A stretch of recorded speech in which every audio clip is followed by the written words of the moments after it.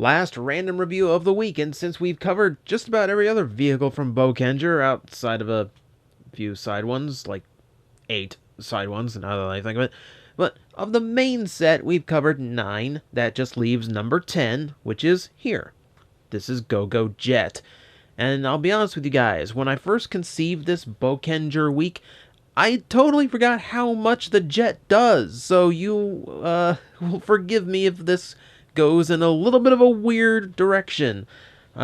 Just to make sure I get everything in, it's going to work a little bit differently in this video, but I assure you this time I'm actually going to get everything. So first off, this is the jet mode, and it's a beautiful looking jet, very vibrant red, and yes, I know the new lights kind of wash the colors out a little bit. I am trying to fix that. But it is a very lovely thing. I like the flying wing design. You know, it's kind of stealth bomber. It's kind of super sci-fi. And especially when it's stylized like this. There's a lot going on here that I really dig. You know, for starters, we have what amounts to a tiny little cockpit. But we also have another one up here. So a little bit of a dual action going on here. Of course, a lot of red, a lot of silver, a little bit of black to break it up as well. I like the little rainbow effect here. This is kind of a throwback to some of the vehicles from the original Sentai, Go Ranger, where they had similar decorations on their vehicles. But of course, here it is in the colors of the Bokengers, including silver if you actually do count that. It's a cheeky little way of including that detail. He is decoed pretty heavily all the way around, heavily molded too. You got intakes over here, big guns hanging off the side, look to the back, big thruster engines, which may actually have another use down the line. Hint, hint. But as you can see, it's pretty well molded all the way around. This is a beautiful looking thing. Now on the underside, you do have a ton of wheels going on here. They are here, here, all different kinds to make sure this thing can actually roll no matter what configuration it is in. It does have a few configurations of its own. For instance, this is how it starts out looking in the show, because it starts off with the wings up in the hangar bay, so it can do that. These kind of stick out. And it kind of gets lopsided here to balance. But you can rotate these back and kind of make a stand out of them, just in case you actually do want to display it that way. Now, I will say I've been trying really hard to make sure I get the features of this thing right, but for all I've been looking up, I haven't been able to figure out exactly what this is supposed to do. That's as close as I can come to a useful function. So this is one of those times where I wouldn't mind a correction if one is out there. Because I can't quite remember. I'm going to leave this off just because we're going to need this soon. We fold that back down. We do have one other feature that is entirely GoGo Jet. And that is this, which is actually a button. And when I hit the button, the front goes flying off. And this one I did have to demonstrate on camera, obviously.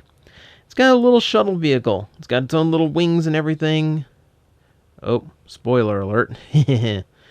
But yeah, it's kind of a neat little function. It almost looks like an escape pod of sorts. Yes, and the jet still has its own cockpit here, so hey, it can probably still fly all on its own. A little bit of gimmick for you. Just a little bit of added play value. Now for function with other GoGo vehicles, it starts with these black struts that we saw before. Now, I'm going to rotate them all the way down.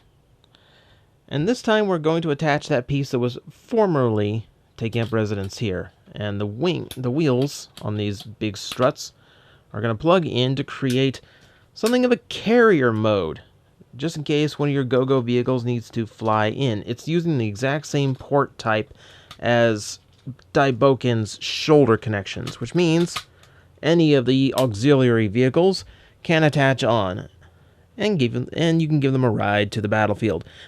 Isn't this like the most menacing thing you would ever see? Like this big gunship flying in with this massive drill just sweeping in, just devastating anything it comes across. That's rather frightening now that I think of it. Okay, let me get this off again. This thing is annoying, by the way. It goes on both ways, but the vehicles only go on one way, so it's easy to get this one backwards. Okay, so from here we start working into Sentai combinations, which I'm going to go straight into Super Daibouken's combination with it, so we'll bring him up, and I can already hear some people rushing to the comments. Don't worry, I'm going to make sure I remember everything on this time. So, let's get GoGo Drill back on in its place, and we can actually get to properly combining these guys. Now, the helmet has to come off, and that'll fold away. That has to go back onto GoGo Crane. Back here, which, by the way, yeah, I forgot something else. I'm only human. Alright, so it has to go back on. I'm not really concerned about which direction, as long as it stays put. And we need this guy to come off. You're coming with us. Alright, so the jet's going to combine onto those exact same tabs. And for that, this all needs to fall forward. This all needs to come off. And we can set that aside for now. And one big backpack attaching on as such. Let's see, can I actually get them in on one shot? Because I can't quite see it. Man, so much going on here. Alright. With that connected to the back, we can fold these to the front. Just like that. This is where he finally gets to shine. Alright, all that readjusted. I keep forgetting, there's little landing gear on this guy. If you don't flip him up, big trouble. Speaking of which, that also has to get folded up. And then the head slams into place. And just like that, ladies and gentlemen, we have the ultimate in Boukenger combinations. Ultimate Daibouken. I absolutely love the look of this guy. He is like, okay, he's got all the heavy set nature of Super Daibouken, but with all that chest and midsection bulking out to the sides, it starts pulling off the balance a lot more. You know, I'm not getting so much of the wide-shouldered, narrow body thing, and let's face it, it's a much more interesting torso combination than what we had before, with just GoGo dump. Behold, the face of Ultimate Daibouken. Unobstructed. I really like the look of this. Seriously cool mech design. Really nice. Now, of course, if you saw the Super Daibouken review, it's pretty much the same toy. We've just added this massive jetpack to the back. So, of course, you know, this big, heavy sucker is actually going to fly. Sure it is. And that's pretty much it. We give him the jetpack and then just the torso changed up. I do like how GoGo Gyro finally gets to be seen. Like, he spent 2 combinations just being a backpack, and now he's a major display piece. That's good. And again, this is what surprises me, because we still have the articulation in the shoulders. Of course we do. But through all of this, keep in mind, we went from 5 vehicles combining together, now there's 10. All the leg articulation is still there. The hips still have an outward. They still rotate. The knees still bend. The hips still go forward. Yes, it's not much articulation, but in a Sentai mech, which we have to judge this by other Sentai mechs, that is pretty good. And despite having all these other bots cobbled onto it, it's still that good. This is why it's my favorite combination. You see this like so much more complex in these days with just 5, and you're lucky to get any kind of articulation, let alone this. And with something else that surprises me, he's not that much bigger. Like, keep in mind, like, the only height we've added is the boots, and maybe the helmet's taller, and that's pretty much the same height. He's a very compact build, which is, again, like a really good plus to him, I find. So, that's pretty much all I can say with Ultimate Daibouken. I'm just going to keep gushing over it, but it's still basically the Super Daibouken I already reviewed, just with a super cool jetpack and a better head and torso and all that. But that is not the only thing that GoGo Jet does. So now, I present to you all the other little combination tricks that it has. First off, in a rather simple combination, we have Daibouken in Buster mode. As you can see, GoGo Jet has formed a fairly large set of cannons on the front of Daibouken. Now, it does look a little bit strange. It is. But this is an official combination. I have actually checked. And yes, he is supposed to be wearing Ultimate Daibouken's head. I guess it's some kind of sensor or radar amplification. I'm just making a guess. Also, I'm pretty sure it's because he can't really fit on there.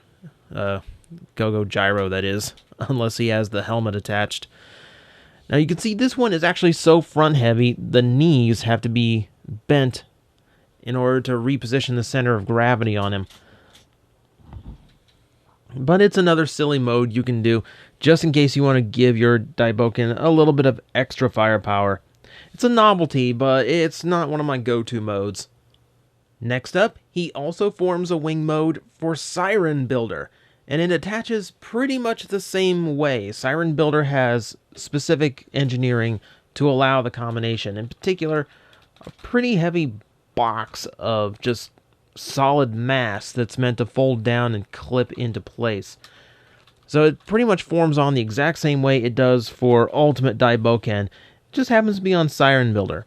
The wings do set a little bit low on him, which is a bit of a distraction, but beyond that, not too bad. I like that they can do that. Again, this is one of those combinations the show never actually utilized, and I kind of wish they would have, because this kind of would have been awesome. I will say, color matches up pretty nicely, so they actually do go together pretty well. Again, it's not one of my go-to modes, but I do really like that it can do this. And now for the extra mode most know this vehicle for. Yes, he can also form the core of a brand new robot using all of the added vehicles. Now for this, once again, we are going to take all of this and fold it all up. Boom, boom, boom. I'm also going to rotate out this little piece back here for various reasons. I'm going to need this helmet piece. Thank you very much. If you can pop off of there, that would be great. Come on. Thank you. That doesn't really do anything except come to the back here and pop into place just to secure it and give it a place to go in the meantime. Fold those in, and all of this comes in. Wings reconnect onto the same pegs. And that's pretty much what we start off with. From there, we're going to need all of the others. Now, just like always, shovel and drill, they're good to go. Crane and mixer are again full of surprises. Not only do these guys make arm modes and leg modes, well, I guess, yeah, I misspoke, because, yeah, they also make leg modes. Aside from being an arm, aside from being a boot, aside from being an individual vehicle, they're also a leg. It's about as involved as I've seen a Sentai mech get. That's a lot of modes to be cranking in there. And then this guy folds up, and gee, that doesn't look anything like something from a Constructicon, now does it? So, that's pretty much simple. I really do like that. Like, there is something of like an old school Transformer combiner thing going on here. If you happen to have 4 of them, these guys, oh man, tight. You can actually like combine them on all 4 points. It'd look ridiculous, but hey, it's a Sentai mech. It's fun. It should be a little bit ridiculous. Those attach on like so. Thankfully, the arms are generally a little bit more forgiving to attach, aside when the connection points wants to flip up again. And speaking of flip up, we reveal the head just like so. And that, my friends, is Daibouken. Uh, yeah, it's a little bit dumpier than Daibouken, I will admit. Bit wider set. I think this is the time when this arm actually has to come down. Just make it look a little bit more correct. So yeah, he actually has more of a simplified look to him just because it's a big, solid, massive red there for the chest. And because the Jet is such a big figure, he does come up taller and wider than Daibouken by a good margin. The two kind of complement each other. One looks like the bruiser to the other's more honed and skilled warrior class. So, I don't know, it's kind of a it's definitely a weird mode. I wouldn't call it as refined as Daibouken, but I do think it's a really cool trick. You know, that is a lot for that Jet to do. Aside from all the combining it does for wing and gun modes, it can also form a second mech from all of your other Boukenger toys.